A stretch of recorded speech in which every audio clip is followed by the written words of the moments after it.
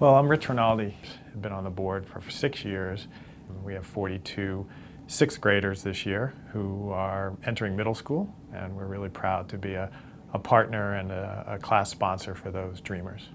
Being a class sponsor is really a long-term commitment to a group of young people. You start in third grade and we stay with them all the way through high school. And by stay with them, it means that as a class sponsor, we provide the financial support for the after-school programs, for the summer programs, and all the things that Colorado I Have a Dream do for those Dreamers.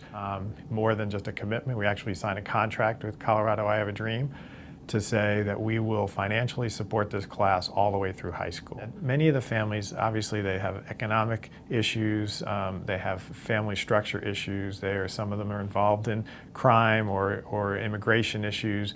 And I call it the whirlpool that kind of circulates around these families. So sometimes it may mean moving their apartment because they can't afford to live in a certain place. It may mean that a parent lost a job for no reason, and they need to move, or they face an issue with finding a new job. So it's a very fragile existence for some of these kids, and that's, I think, what we try to kind of support and be the foundation under them. And I was working with a young dreamer, and he kept yawning and yawning, and I finally asked him, "Why are you so tired?" And he said, "Well, over the last couple of weeks, I've had to live with my grandmother. My grandmother cleans office buildings at night, and so I go to bed, and then she wakes me up, and I go with her downtown to the office building, and I sleep on a couch while she cleans the office building. And when she's done, she wakes me up and we go home."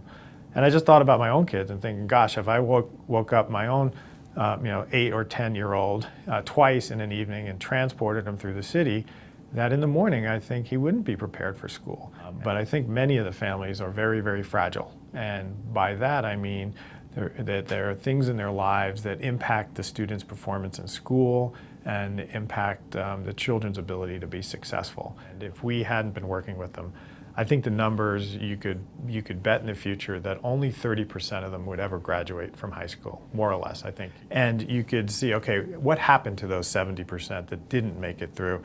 And you could start to look, okay, some of them were family issues, some of them were routine pregnancies, some of them got involved in crime. You would see the number of successful kids being whittled away over time.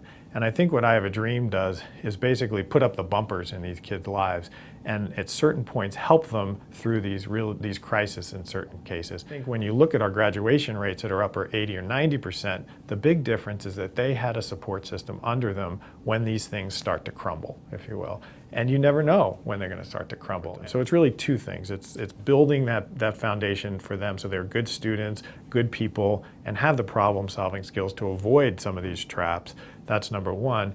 And if they do come into the issues that they face, that we help them through it. To say to kids almost every day that if you do these things, if you work hard, study hard, treat other people well, and treat your family well, that you can succeed. I think that's really the basis for what we do in I Have a Dream, is keep that hope alive amongst young people.